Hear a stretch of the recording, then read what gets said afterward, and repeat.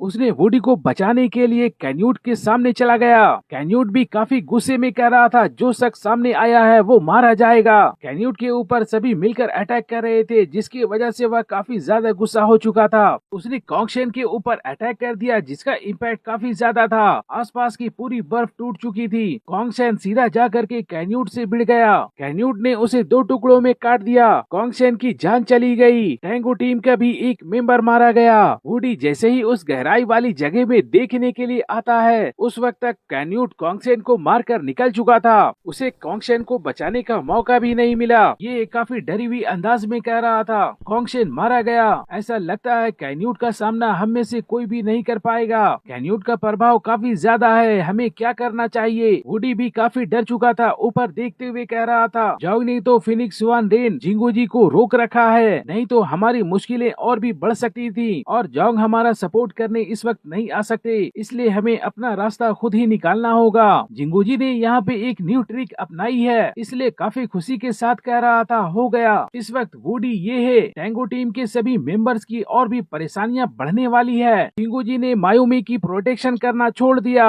और सीधे Tengo team के दूसरे मेंबर्स के पास चला गया। अपने साथ में बहुत सारे शिकिगामी को भी साथ ले गया। वुडी जिंगुजी को देखने के बाद कह रहा था इसने मायोमी की प्रोटेक्शन करना क्यों छोड़ दिया। दूसरी तरफ जोंग ने देखा कि जिंगुजी विच मायोमी की प्रोटेक्शन करना छोड़ दिया है। क्या ऐसा हो सकता है कि उसे छिपा दिया गया है या तो फिर उसने फ्यूचर प्रेडिक्शन करना छोड़ दिया है। जो भी हो सबसे पहले उसे शूट कर दो, उसके बाद पता चल ही जाएगा। जोंग ने ठीक उसके सर पे निशाना लगाया। मायोमी की कोई प्रोटेक्शन नहीं हो रही थी, इसलिए मायोमी को सीधा जाकर वो बुलेट लग जाती है। फिनिक्स स्वान रेन को भी ये मौका मिल गया। जोंग मायोमी को मारने में लगे हुए हैं और फिनिक्स स्वान रेन ने रोका भी नहीं, बल्कि जोंग की तरफ अपने बहुत सारे अग्नि कव्वों को भेजना शुरू कर दिया। उन्हें ऐसा लग रहा था कि यही एक मौका है, जोंग को मारा जा सकता है। जोंग ने भी उन अग्नि कव्वों से बचने के लिए पोर्टल बनाकर दूसरी ओर निकल गए। फिनिक्स स्वान रेन को तो ऐसा लग रहा था कि ये शख्स कितना मूर्ख है, उन लोगों ने मायोमी को छुपा दिया था। जोंग को भी ये समझ में आ गया उन लोगों ने विच मायोमी को छुपाने के लिए जिंगुजी ने अपनी कठपुतली का इस्तेमाल किया है। जहाँ पे जोंग ने विच मायोमी को गोली मारी थी वहाँ पे मायोमी की डेड बॉडी नहीं थी, बल्कि क्रिएचर सम्मान करने वाली एक मैजिक सील थी। इसका मतलब तो ये है कि मायोमी अभी भी जीवित है और कहीं पे छुपी हुई है। इस वक्त जोंग की नजरें मायोमी को ढूंढ रही थी। वो विच मायोमी हो ना हो बैटलफील्ड में जरूर होगी। अगर वो बैटलफील्ड से चली जाती है तो फिर जिंगुजी को उसके एडवांटेज नहीं मिलने वाले,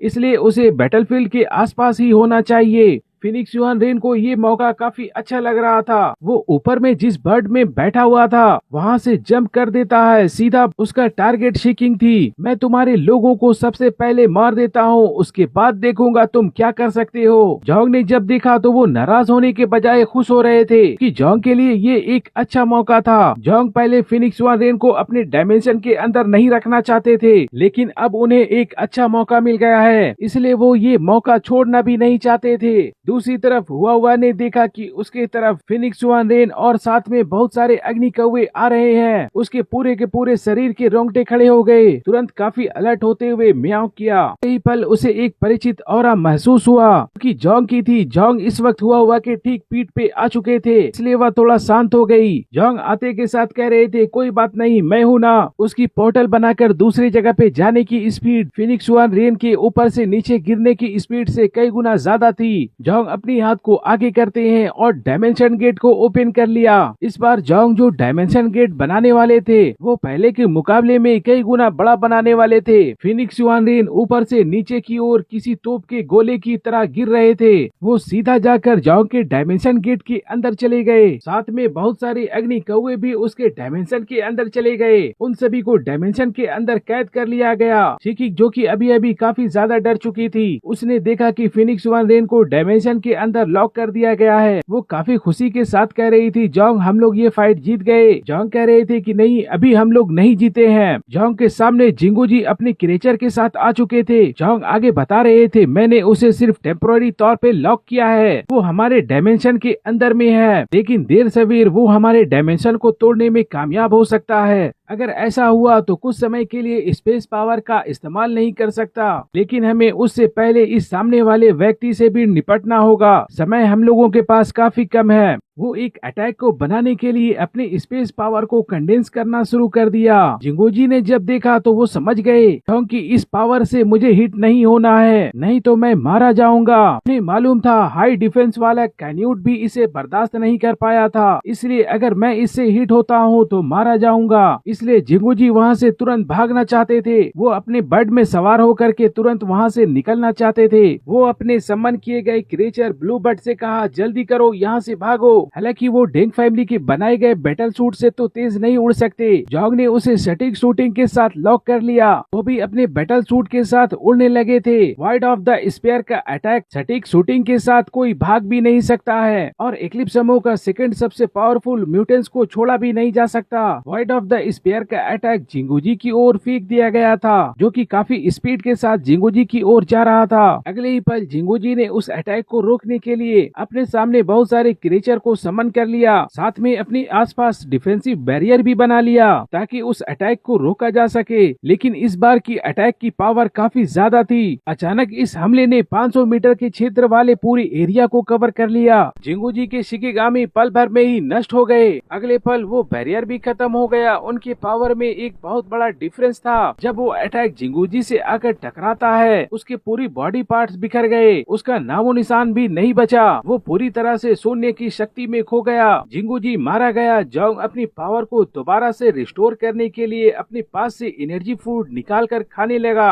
जोंग सोच रहे थे ये अफसोस की बात है, इतनी पावरफुल म्यूटेंट्स का पावर को एब्जॉर्ब नहीं किया जा सका। लेकिन अभी भी जोंग के पास में ज्यादा वक्त नहीं है। फिनिक्स वन रेन के स्पेस को तोड़कर बाहर निकलने से पहले उसे पूरा का पूरा बैटलफील्ड को साफ करना है। जितने भी एक्लिप्स समूह के लोग हैं उन सभी को मारना है। ठीक उसी समय कैन्यूट में काफी चेंजेस आ गए। हुडी तुरंत एक और इशारा करते हुए कह रहा था, उस ओर देखो क्या चल रहा है। आज की एपिसोड तो यहीं तक थी। कुछ भाइयों का कहना था कि मैंने आगे की वीडियो देख ली है, जबकि एक दिन में तो एक ही चैप्टर रिलीज होते हैं। मैं हर दिन एक न्यू एपिसोड को अपलोड करता हूँ। जिन्होंने आगे का देखा है वो तो नॉवेल वाले चैप्टर्स देखे हैं, जिसमें ऑडियो और वीडियो मिसमैच होते हैं। एपिसोड जितना आगे बढ़ते चला जाएगा उतना ऑडियो और वीडियो मिसमैच होते चले जाएंगे। और ऐसा भी नहीं है कि स्टोरी स्लो चल रही है। कभी कभी एक ही एपिसोड में नॉवेल के 3-4 चैप्टर कवर किए जाते हैं, क्योंकि स्टोरी में उन सभी चैप्टर्स का ज्यादा रोल नहीं होता है। और ये बात तो सही है, नोवेल अब और भी ज्यादा इंटरेस्टिंग होते चली जा रही है और नोवेल काफी आगे चल रही है। इक्लिप्स समूह के पूरी तरह से खात्मा हो जाने के बाद जोंग समुद्र की यात्रा में चले जाते हैं, डेल्टा लेवल के बैरियर को तोड़कर एप्सिलॉन लेवल का म्यूटेंट्स बनने के लिए। और उनका सामना कुछ एप्सिलॉन लेवल के म्यूटेंट से भी होता है। समुद्र में उनका फाइट एप्सिलॉन लेवल के म्यूटेंट से भी होती है।